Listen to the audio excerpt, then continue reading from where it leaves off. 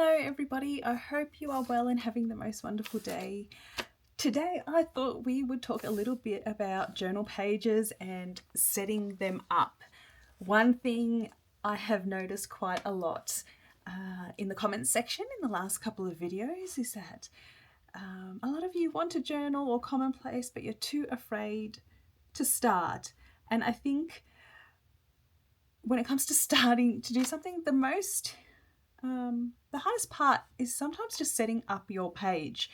I find that for myself, that's where I struggle, and that's why it took me a long time to begin.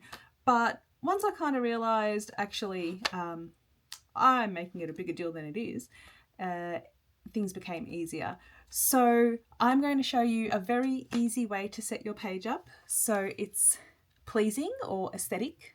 Aesthetically pleasing to the eye, that will hopefully get you on your merry way. I'll just take you back through some of my pages. They're very plain, they're simple, but they're enough that when I look at this book, I am interested enough to go in and read through it. And that's what your pages need to be. They're not for anybody else, they are simply for you. So you're the only person who needs to love what you see, right? Let's get into it. We need two very simple things. Eraser, excuse my English, a ruler and a pencil. The eraser will come later. What I like to do is, to make it easy for myself, and I'll just quickly show you, is I rule my page into thirds. Let me just get that done. And then I think that's pretty much the right line. It doesn't need to be exact because this is not an exact science. We are getting creative. So this is just a guide. And I think a lot of us feel like creativity is this big scary thing, and it's not. I'm as bad as creative as an old boot, but I do have a tip that makes it easier. And now if I decided to do a 2-page spread, for example, so this would be my first page, this would be my second page, I'll just put this one into quarters, right? So this essentially is, on this page, the rule of thirds, which is something they use a lot in photography. The funny thing is I often say that I don't believe in rules, but when it comes to design, unfortunately, there needs to be a little bit of rules, right? But that's the only rule I will adhere to, just so the page has balance. And balance is what makes it pleasing to look at. Okay, so say today I want to Commonplace on an artist. I am interested in Commonplacing on Katsushika Hokusai, so you may know him from works such as The Great Wave, which is very famous and popular. The second thing I will do is decide where I'm going to have my heading, which would be his name. So this will go across here. To make it easier for you, I'm just going to rule it off so you can see where it's going. And I will most probably center it. And then I like to start to add my ephemera. You can, of course, if you wanted to, rule again, especially here on this side, if you felt that you wanted this to be more text heavy, which is generally what I use for here. So I'm generally happy writing across the whole page, but you of course could write in these little boxes and have a nice uniform page with a beautiful example of imagery here. And on this side, I like to make it a little bit more free flowing, and I will use these boxes as my guides. Obviously, it's not necessarily one image per box, right? This one's a whopper, so obviously this one's going to take up 2, yeah? But I can sit that wherever I like here. If the image was this way, it would be the same thing. Yeah, it overhangs, but it still gives me a 70-30 ratio. So 70% words, 30% imagery or ephemera. Another way you can make everything come together a little bit better, in this case I've decided to use art, is your color selection. so you can stick to the same shades, to the same tones, to your warm colors or your cool colors, and that again will give your journal a little bit of cohesiveness, or your page look more cohesive, which in turn makes it prettier to the eye, right? So let's go for it. I'm just going to do a simple one today. I'll show you where these came from. I'm going to pop this one here. Now obviously towards the end of this, after it's dry, I just erase all my lines, and that makes my life easier. One thing I like to do is keep the explanation of the image and just also add that as well. And I will show you the sticker book these came from too at the end if you're interested. Actually, just give me a second and I'll show you now. So I'll pop this on first.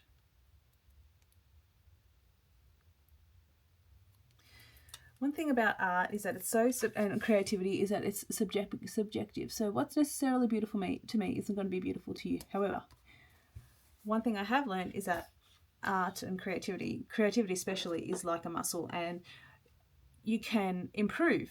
It's all, Van Gogh wasn't born an expert and he wasn't born a master.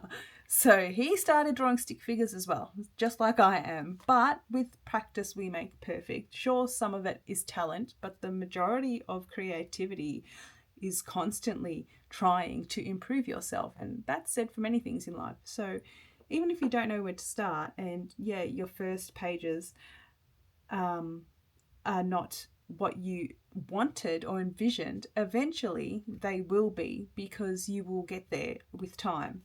So quickly, I'll show you the sticker book. So this is the Art Lovers sticker book. It was recommended to me in the comments and I bought it straight away. If you like art, it is amazing. As you can see here, I highly recommend it.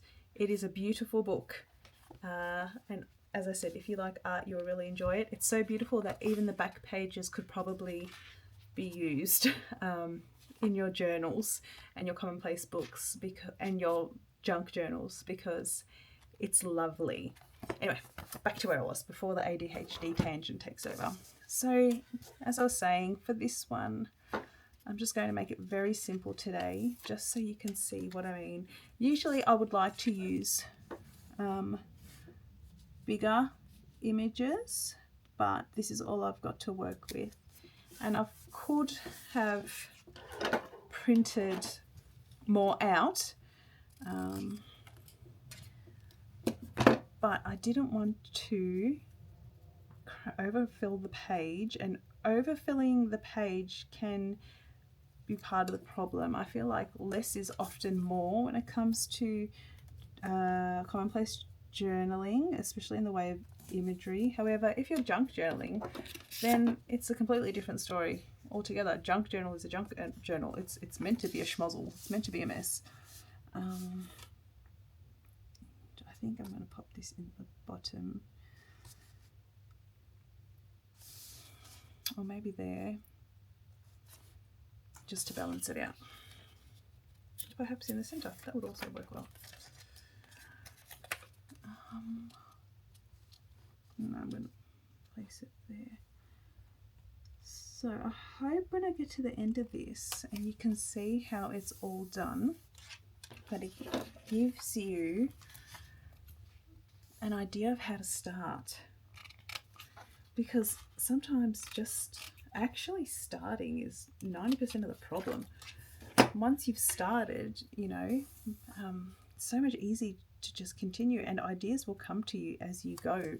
With every page you begin to design for yourself, right?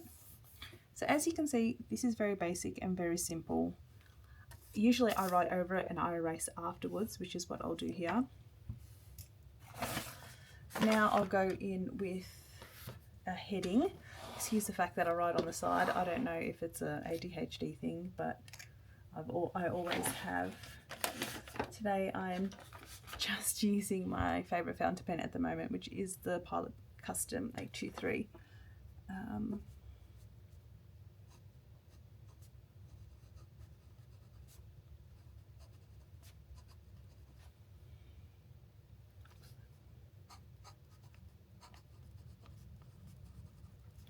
Now I'm going to fast forward this because I'm almost 110% certain you don't want 20 minutes of silence while I write this.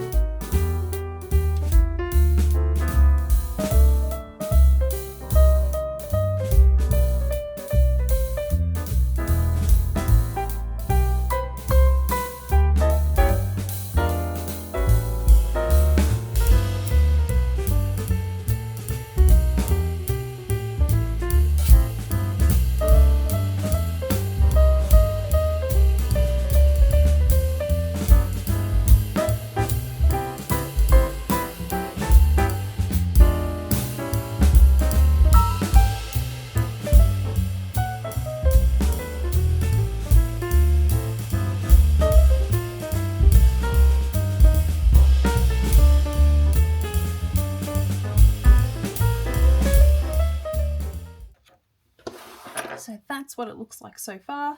I've also made my pen bleed all over my fingers. So that's great. And now I'll just finish off this other side, erase it, and you can see how the page came together really easily with very little, if I'm to be honest with you.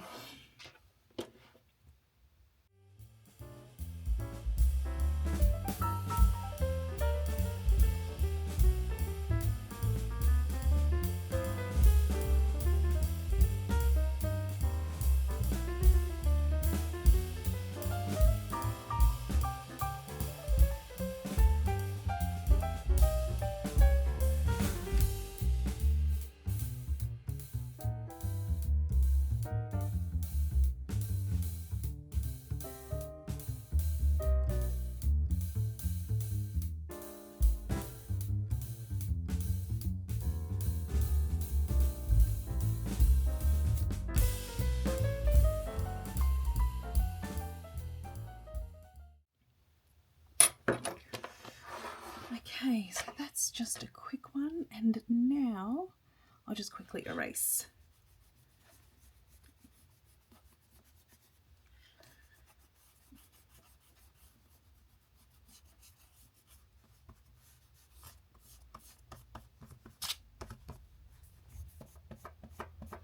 Now, as you can see, obviously this idea is not going to work for everybody, and it's definitely not set in stone. This is just one way I find composition when I am doing my journal entries, because I feel like it brings everything together, excuse me, quite nicely, and that's what I'm looking for. The page, well, it's only for me to read or for you to read, so it only needs to please you in whatever way that might be. So if you know you want to fill it up with washi tape and stickers, fill it up with washi tape and stickers. It's completely up to you. My mother was a graphic designer for a very long time, so I learned from her that balance is beauty. And that's what I try to go for within my pages. As I've said in the past, I'm not a very good drawer at all.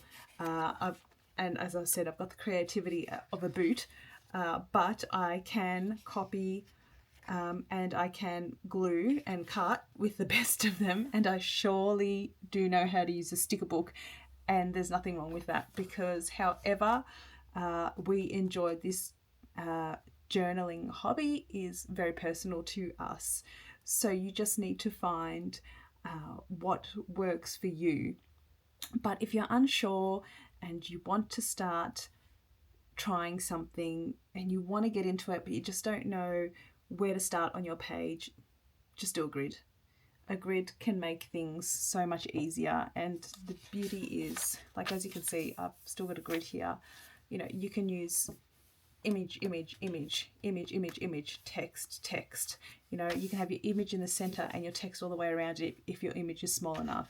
But also, don't be afraid of the empty space. Empty space is also beautiful, and your pages don't need to be crammed with things.